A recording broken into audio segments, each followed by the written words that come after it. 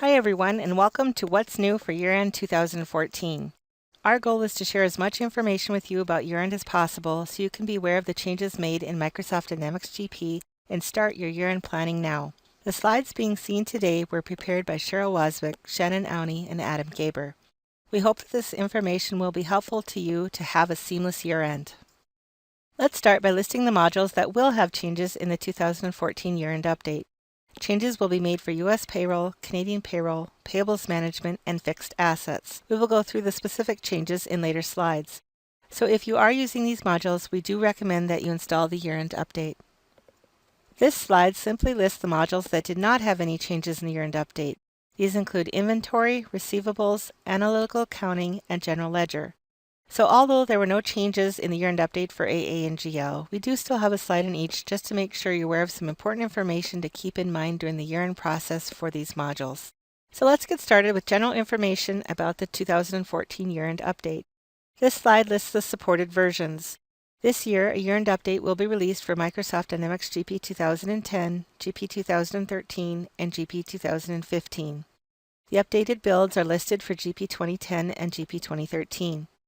Since GP 2015 is not releasing until December, the year-end update for GP 2015 will not be available until mid-January. As usual, all updates are all-inclusive of all previous service packs, hotfixes, and year-end updates. Therefore, the year-end update for Microsoft Dynamics GP 2013 will include R2. There is not a separate year-end update for GP 2013 that does not include R2. Remember, R2 is just another service pack, so it is included in the year-end update. Release dates. The 2014 year-end update for Microsoft Dynamics GP 2010 and 2013 are now live. The direct links for the download pages are provided at the end of this slide deck. We are commonly asked if you can install the year-end update even though you haven't finished processing all pay runs for 2014, and yes, you sure can. As already mentioned, the year-end update for GP 2015 will not be available until mid-January. For the Round 1 tax update for next year, the target release date is December 19th, with Round 2 scheduled for mid-January. Remember, do not install the Round 1 tax update until after you've generated the year-end wage file for 2014 in payroll and have completed all your 2014 payrolls. You want to make sure you have the 2014 tax tables in place when you generate the year-end wage file and complete your 2014 pay runs. Do not install the 2015 Round 1 tax update until you're ready to process a payroll for 2015, so you have the updated taxes and FICA limits in place. Next, let's talk about the life cycle for Microsoft Dynamics GP 2010. This is the last year that a year-end update will be available for Microsoft Dynamics GP 2010. Tax updates will continue to be released through next fall, ending on October 13th of 2015. Assistance with support cases will continue for another 5 years. However, no more year-end updates or tax updates will be available after mid-October of next year. So I encourage you to start planning for an upgrade soon if you haven't already. A blog article was released on November 11th that included helpful information for the install and upgrade. A link to the blog article is also included in the speaker notes on this slide if you need it. So here we go. Let's talk about the changes in the 2014 year-end update for U.S. payroll. Thankfully, there were no changes to the W-2 form this year. However, there is a form change for the W-3. The employer's fax number box and employer's email address box were switched around to allow more room for longer email address to be entered. There are also changes with the electronic file for the W-2. There are too many changes to list, and they include new required fields for the submitter record, employee record, and employee wage record, to name a few. The speaker notes include the IRS link if you wish to review all the changes that were needed. We have tested on the W-2 electronic file in the IRS AccuWage program, and it will fail without the year-end update. Therefore, if you use electronic W-2 file, you will need to install the 2014 year-end update. For the 1099-R retirement form, a new code K was added to report distributions for IRA assets that did not have a fair market value readily available. There are also other product quality fixes included in the year-end update for payroll, so if you use payroll, we do recommend installing this year-end update. The year-end update page has a link titled Install and Fix List that you can click to see a complete list of the quality issues included in the year-end update. Here is more detailed information about the 2015 Round 1 tax update. Again, this will be released in mid-December and should not be installed until the year-end wage file and payroll has been created and all the 2014 payrolls have been completed. If you need to get out a 2015 pay run before you've completed the 2014 year-end procedures, use the alternate payroll year-end checklist step found in KB 850663, which is the KB that includes year-end closing procedures for payroll. The Round 1 tax update will increase the FICA Social Security limit to a new limit of $118,500. There are also state tax changes for Arkansas, California, Kentucky, and Maine. If more states are added, they will be listed on the tax update page. The direct links to the tax update pages are provided at the end of this slide deck. Again, do not install any 2015 tax updates until you have generated the 2014 year-end wage file and payroll and completed all of your 2014 pay runs. You don't want to have 2015 taxes in place until you're ready to process a payroll for 2015. What else is new in the year-end update for payroll? Which is probably the biggest reason why you are all watching this, the Affordable Care Act, or ACA changes for next calendar year. This slide includes the main information about the Affordable Care Act that we want you to be aware of at this point. We're going to release the changes for the Affordable Care Act in a phased approach. The 2014 year-end update will include Phase 1, which will provide the tracking mechanisms needed for next year. Therefore, the year-end update includes table and column changes needed to do this tracking. These table and column changes were listed in a blog article released on November 11th, and the link is provided on the next slide if you haven't already seen this blog. This tracking is included in the year-end update for Microsoft Dynamics GP 2015 and Microsoft Dynamics GP 2013. Unfortunately, it will not be included in the year-end update for Microsoft Dynamics GP 2010. The tracking will be automatic once the year-end update is installed on GP 2013 or GP 2015, but it is not retroactive. So if you're not able to upgrade right away, it will start the tracking automatically once you do. However, you will need to key in manual edits for the months that were missed. Since the tracking also includes information on dependents and HR tables, you will need to install and use Human Resources Management. HR is bundled with GP 2013, so this module will be free to you. Watch for more blog articles to be released in December that will help educate you on the HR module and how it integrates with payroll. The second phase will assemble the tracked information and will be included in a future update for Microsoft Dynamics GP. At this point, we just wanted to get the tracking in so that you are ready to go. A great blog article was published on November 19th that includes detailed information, setup, screen prints, and more information about the changes made in Microsoft Dynamics GP for the Affordable Care Act. We will not be getting into those details today, but you can review the blog article on your own to help understand the changes made. The second link is a link to a blog article for the table and column changes that were mentioned on the previous slide. Please review both of these articles at your leisure.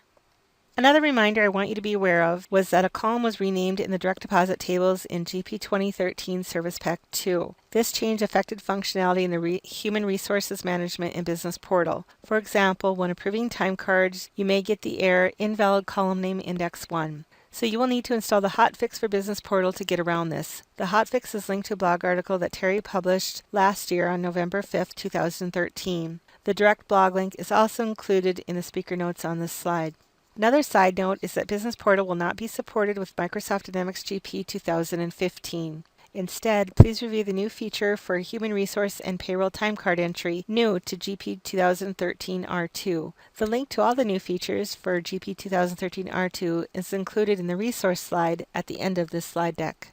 Let's review a list of important documents, numbers, and sites. The year-end update page and payroll tax update pages are on Partner Source and Customer Source, and the direct links are also listed on a slide at the end of the slide deck. On the 2014 year-end update page, you will find the U.S. year-end PDF. This document includes important information and instructions for the year-end close changes, checklists, preparation, year-end close procedures, how to submit a W-2 electronically, and reporting procedures, as well as more information. Be sure to download and review this helpful document.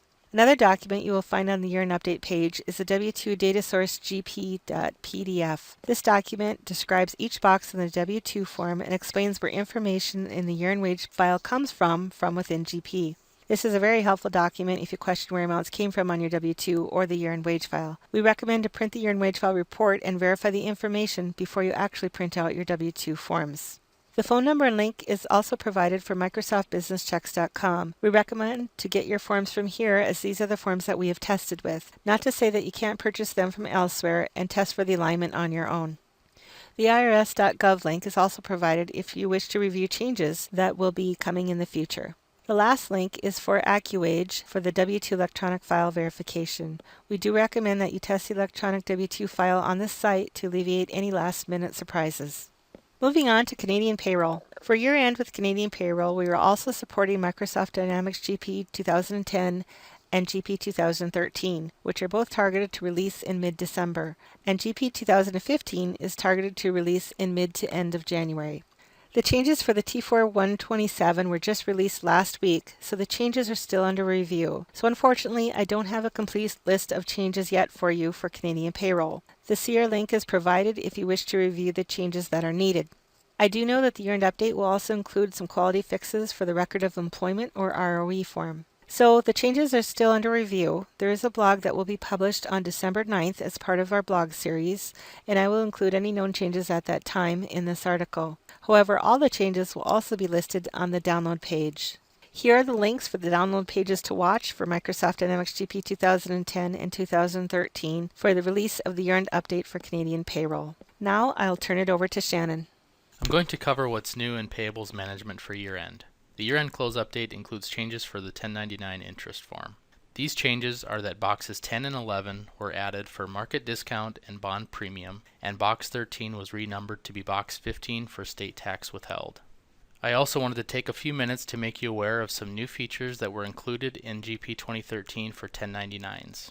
These new features are the ability to edit transaction detail with the Edit 1099 Transaction Information window. From within this window, you can edit the tax type, box number, 1099 description, and amount, and when you click Process, it will update the 1099 with these changes. While the Update 1099 information utility is not new, in GP 2013 we did add a Not a 1099 vendor as a new option in the drop-down list. This is a very handy tool to use if you forgot to mark a vendor as a 1099 vendor for the year, or conversely, if you marked a vendor in error to be a 1099 vendor, you can reverse that. You can also print a 1096 summary form. There is a link at the end of this slide deck where you can review all the new features. And with that, I will turn it over to Adam. Hi, my name is Adam, and I will be discussing what's new for fixed assets year-end 2014. There's really only one change to discuss this year, which deals with the luxury auto maximum depreciation deduction amounts. Please note that the maximum depreciation deduction amounts allowed for luxury vehicles has been updated for assets placed in service in calendar year 2014 to comply with the IRS guidelines. Please refer to the link on this slide deck for more information on what those maximum amounts are in 2014. With the upcoming release of Microsoft Dynamics GP 2015, I wanted to let you know that we've added an additional optional report to the fixed assets year-end closing routine. Now, in a single step, you will be able to close your year and print a status report of all the assets that are being affected by the close. On the report, you'll see the year-to-date depreciation, cost basis, accumulative depreciation, net book, and more. So something to look forward in Dynamics GP 2015. Next, let's talk about analytical accounting for year-end 2014.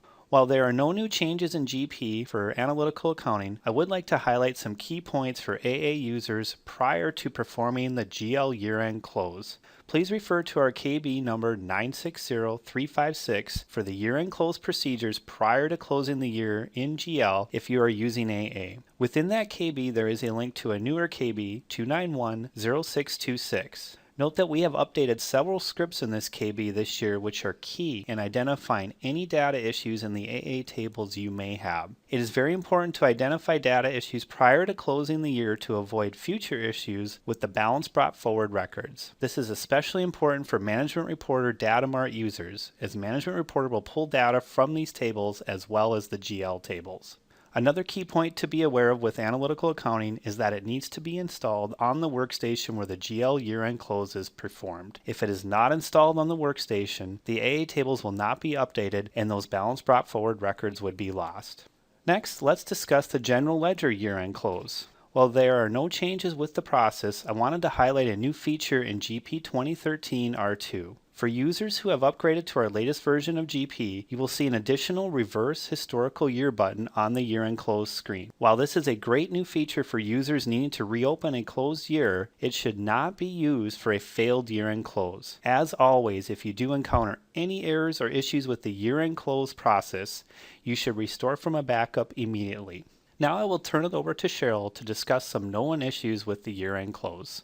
This year, I wanted to make you aware of a few quality issues that will also be fixed in the year-end update. Login performance due to duplicate workflow navigation lists in GP 2013 will be fixed in the GP 2013 year-end update. There are also some advanced payroll and PTO manager fixes that will be available in the GP 2013 year-end update only. The payroll validation report gives a false error will be fixed in both versions. Issues with the annualized calculations for the Iowa state tax will be fixed in both versions. Being able to apply cash receipt and receivables due to a currency ID mismatch will be addressed only in the GP 2013 year-end update only. For a complete list of all of the quality issues fixed in the year-end update, be sure to click on the Install and Fix list on the year-end update page. Here are the direct links to use for the year-end update pages depending on if you're a partner or customer and if you're looking for Microsoft Dynamics GP 2013 or GP 2010.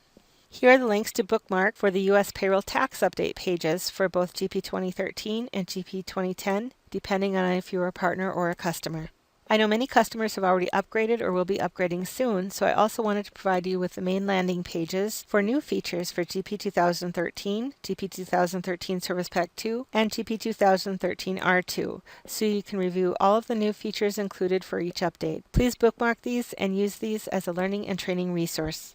A few more links that may be useful to you. First is the landing page to the 2014 blog series. The slide deck and video will be available for download on this page. It also includes links to each blog article for each module. The second link is a PowerPoint slide deck that includes the standard year-end close documentation that does not change from year to year. Questions like what does the year-end process do and when should the year-end process be performed for each module, and much more information is included here. KB article numbers and steps to perform the year-end close are also included here. This is a great resource for those customers who may be doing a year-end close for the first time. Here's just a quick list of the KB article numbers for each module for the year-end closing procedures. Here you'll find steps, checklists, notes, links, and other important information to keep in mind when closing the year. We do recommend to read and understand the whole article, have all users out, and make a current backup before performing the steps to close a year in any module. For additional resources, the first is a link to the Microsoft Dynamics GP blog site. The second is a link to the community forums where you can post a question 24/7 to ask your peers. And the last is a site to open a support request if you need assistance from a support engineer. The next few slides suggest the importance of selecting the correct support topic and subcategory when you open a support request. Selecting the right category will ensure that you reach the proper support team that you need and prevent your case from needing to be transferred. For assistance with the install, select Systems and System Installation. For assistance with an upgrade, select Systems and System Upgrade. For assistance with installing the tax update, select Payroll and Payroll Tax Update. For any year-end procedures, be sure to select the subtopic of year-end procedures. Here are the additional selections for the rest of the modules. Just be sure to select the right category of year-end procedures for the subcategory if you see it is available, or Other if it is not. For any other non-technical questions or assistance, as always, be sure to reach out to your Service Account Manager. Or if you're not sure who that is, send an email to the Partner Advisor team at pat@microsoft.com. They would be happy to assist you.